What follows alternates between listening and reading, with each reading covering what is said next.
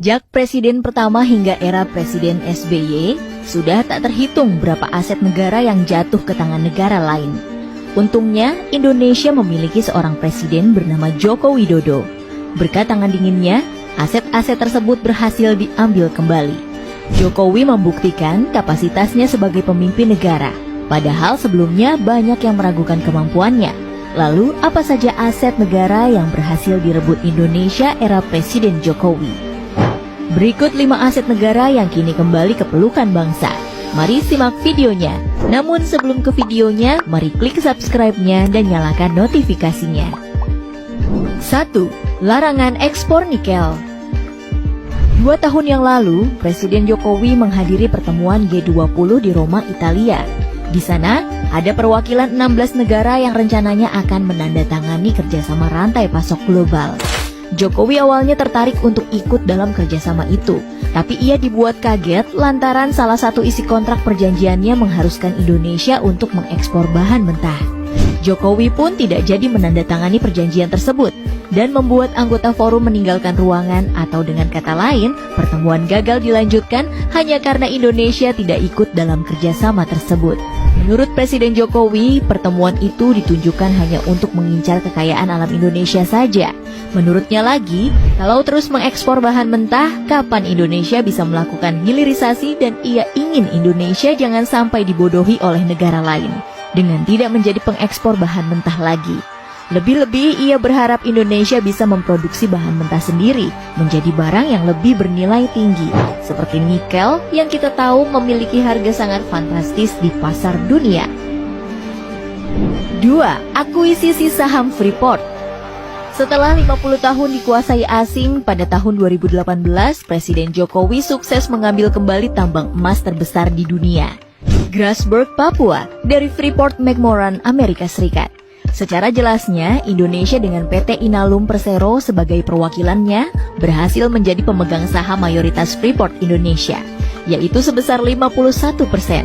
Keberhasilan Presiden Jokowi ini jelas sangat membanggakan, apalagi di era SBY, upaya akuisisi sempat dilakukan namun gagal di tengah jalan. Belum lagi Presiden Jokowi juga sempat diancam oleh intelijen negara lain, akan dijatuhkan dari jabatan hingga ancaman kemerdekaan Papua. Namun hal tersebut tak menggentarkan nyali seorang Jokowi sedikitpun. Hasilnya, kini 70% keuntungan Freeport Indonesia masuk ke kas negara. Padahal sebelumnya, Indonesia hanya mendapat 9% dari keuntungan PT Freeport Indonesia, karena Indonesia memang dulu hanya punya 9% saham di PT Freeport. 3. Rebut kembali FIR.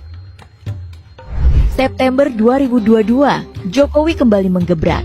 Ia mengumumkan pengambil alihan kontrol ruang udara atau Flight Information Region atau FIR di atas Kepulauan Riau dan Natuna dari Singapura usai melakukan kesepakatan dengan Perdana Menteri Singapura Lee Hsien Loong.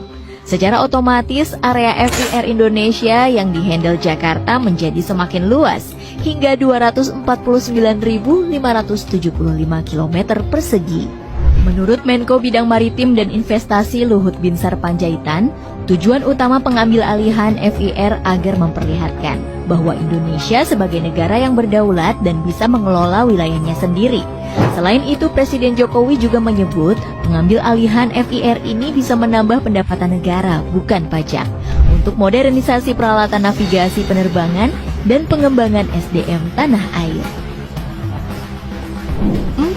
Pengambil alihan Blok Mahakam. Terletak di Kalimantan Timur, blok migas ini merupakan salah satu yang terbesar di Indonesia. Tak heran jika Presiden Jokowi begitu getol ingin mengambil kembali harta karun milik bangsa ini. Usaha pemerintah Indonesia ternyata tak sia-sia. Pada awal tahun 2018, Total Exploration and Production Indonesia atau TEPI asal Perancis dan Inpex Corporation dari Jepang yang berkuasa selama 50 tahun akhirnya menyerahkan pengelolaan Blok Mahakam ke tangan Pertamina. Sebagai informasi, Blok Mahakam sendiri saat itu merupakan blok produksi gas bumi terbesar di Indonesia yang berkontribusi 13% dari produksi gas nasional. Sementara itu, dengan pengambil alihan ini secara ekonomi, jelas sangat berdampak positif bagi pendapatan negara. Adapun di sisi sosial, pengambil alihan ini membuktikan Indonesia bisa lepas dari jeratan negara lain yang selama ini mengeruk habis kekayaan alam Indonesia. 5. Kuasai Blok Rokan. Setelah mengakuisisi Blok Mahakam, di tahun 2018, Indonesia kembali merebut Blok Rokan yang merupakan blok penghasil migas terbesar di Indonesia. Blok Rokan akhirnya dikelola oleh Pertamina mulai tahun 2021 sampai 2041. Hal itu berkat proposal yang diajukan Pertamina kepada pemerintah Indonesia, lebih baik dari Chevron, perusahaan tambang Amerika Serikat. Chevron yang telah berkuasa di sini selama 50 tahun lamanya.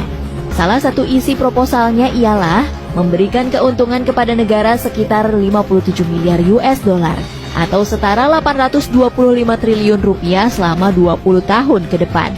Bagi Pertamina, pengambil alihan ini secara langsung membuat mereka menguasai 60% produksi migas nasional pada tahun 2021. Di sisi lain, pengambil alihan kembali Blok Rokan ini bisa meningkatkan ketahanan energi nasional, efisiensi produksi migas, hingga menghemat devisa. Tak bisa disangkal, tanpa jasa Presiden Jokowi, mungkin aset tadi akan habis dimakan pihak asing.